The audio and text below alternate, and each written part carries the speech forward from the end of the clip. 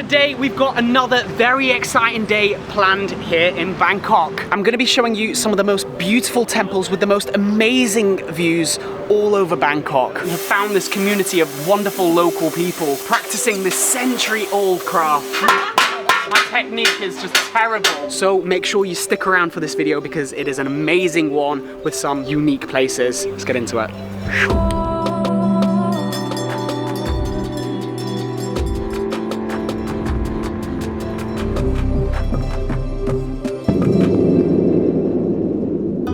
15-minute cab journey and I've made my way over to the Golden Mount. Now he did charge me 100 baht, but I did say I want it on the meter and it actually cost 60 baht. So he actually doubled the price and that is why you should absolutely ensure that you go off the meter. But we're here.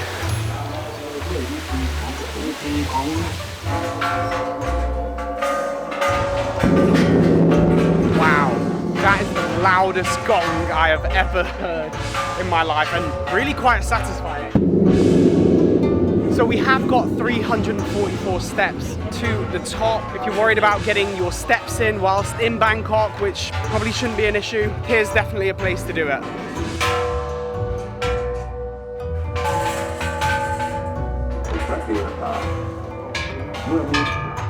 As you're making your way up these steps, you're not only going to get some absolutely stunning views. On your way up, it's a spiral around the Golden Mountain, so you're going to get so many different angles and views. I have actually made it to the top of the Golden Mountain, but it does actually say, don't take off your shoes here. This is unique. Let's make our way inside.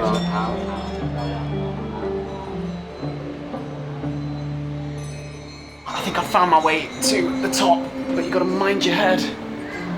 This temple actually dates back to the Ayutthaya period, which was actually the second capital here in Siam, Thailand. And it was named Wat Saket by King Rama I, and it was believed that he would actually come to Wat Saket to wash his hair before entering the inner city. Here you're going to see lots of people praying, worshipping the various different Buddhas. There's ones with many different faces, some very pretty ones with some amazing decorations, some gems, some emerald style Buddhas, and it is a beautiful sight and well worth it from the top.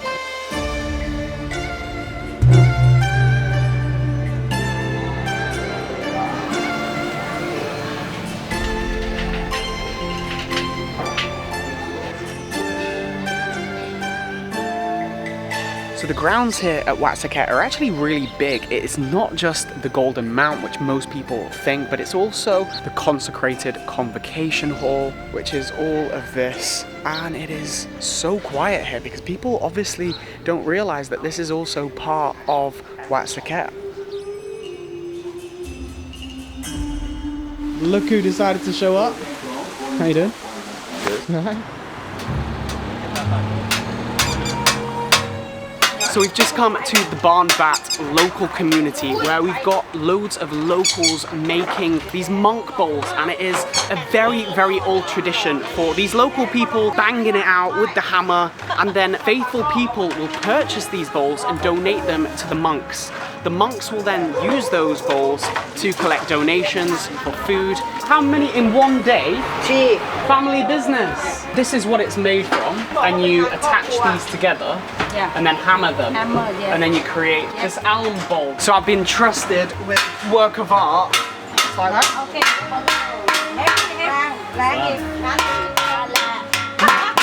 They're being polite. My technique is just terrible. So hot. It's incredibly loud. And the fact that these guys aren't using earplugs, it must do so much damage to their hearing. This is before? Yeah.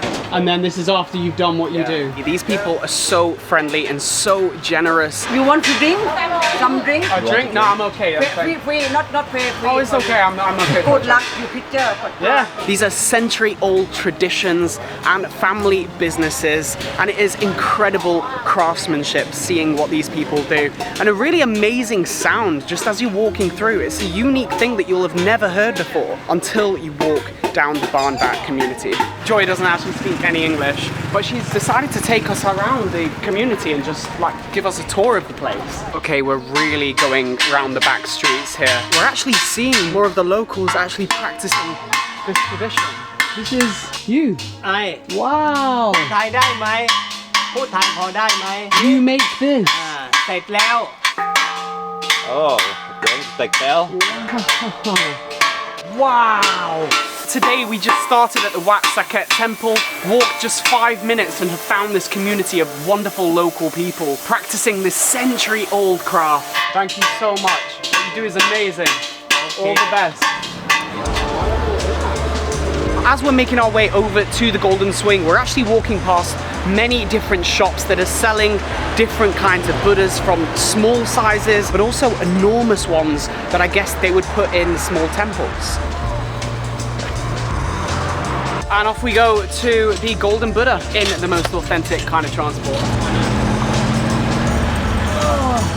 After making our way from the giant swing, we have taken a tuk-tuk. We just paid 80 baht, tried to give him a 500, didn't have change. Fortunately though, Kevin did. And our next stop is the Golden Buddha Temple. This actually contains the largest Golden Buddha image in the whole of Thailand. It is a really unique sight to see. It's 15 feet high and 12.5 feet wide. And the reason why it's so unique, originally this Buddha was actually coated in a plaster, and that was to protect it and deter the invaders of Thailand from feeling attracted to actually steal the Buddha. But it was in 1955 when it actually cracked and people realized that there was solid gold Buddha actually underneath the plaster. And then they of course built this incredible temple. It is a temple, so make sure you are wearing trousers and covering your shoulders. I think if you don't have the appropriate clothing, they do have options for you to rent them just behind me.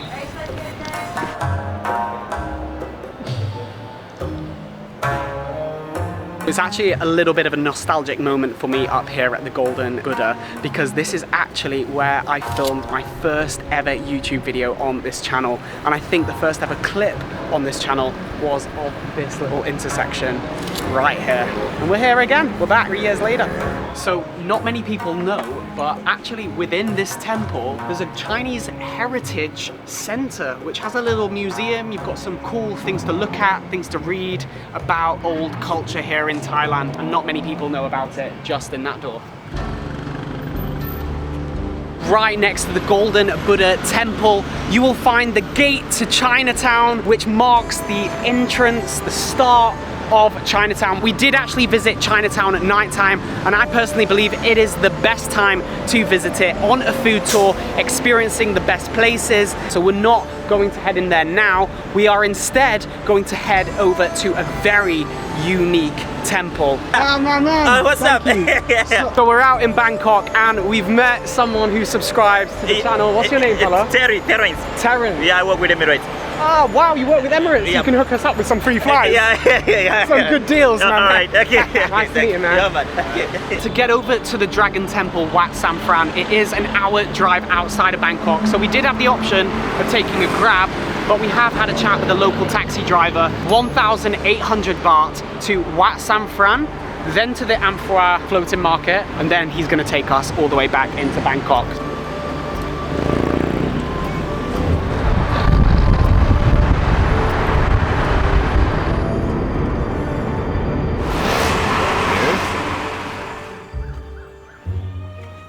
And guys, we have made it. Wat Sampran Temple. This place is so stunning. There's a Buddha statue here, there's a temple there, but the most amazing feature of all of this is the spiraling dragon in the distance. I have never seen anything like that. It is 80 meters high, 17 stories up, and it is an absolutely incredible sight to see. This right here is the foot of the dragon. I've never seen anything like this in my life. Wow, so I actually didn't realize that to get to the top of this temple, you actually walk through the dragon.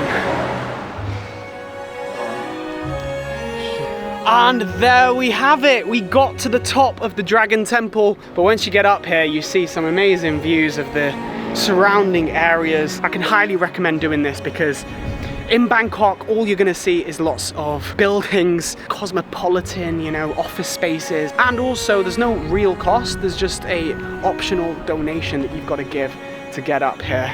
Unbelievable. What's that umbrella, man? What would you call her then?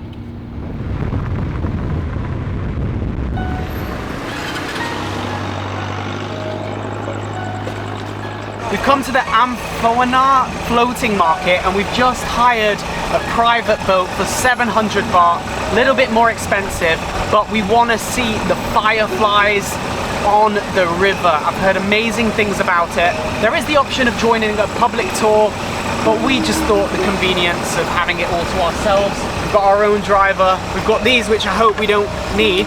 I can smell curry on this market. It's making me hungry because we've not really eaten anything today.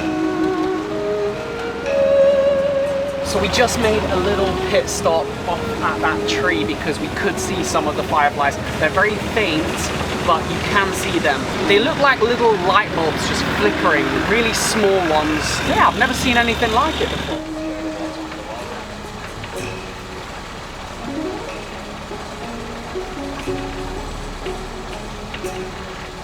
He's caught one! Sick! That's amazing! Thank you. Thank you. That was such a fun private boat trip to see the fireflies. I think an hour was the perfect amount of time. You can do it public, but it was great to do it private just because we had the opportunity to catch a firefly and the driver showed us the firefly. And that was pretty sick. I'm tired, I need food. So right now we're walking through the Amphawa market to find somewhere to eat. It's vibrant, it's not incredibly busy, but it is only open on a Friday, Saturday and Sunday. And that was us about 20 minutes ago. So much fun.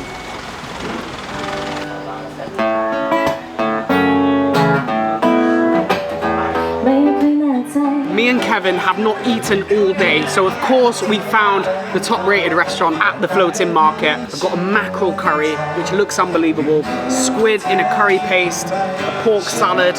It's all delicious. I think this is the perfect place to end today's video. So if you guys have enjoyed this one, make sure you hit the like button and also check out these other videos, playlists from Thailand, playlists from here, there and everywhere.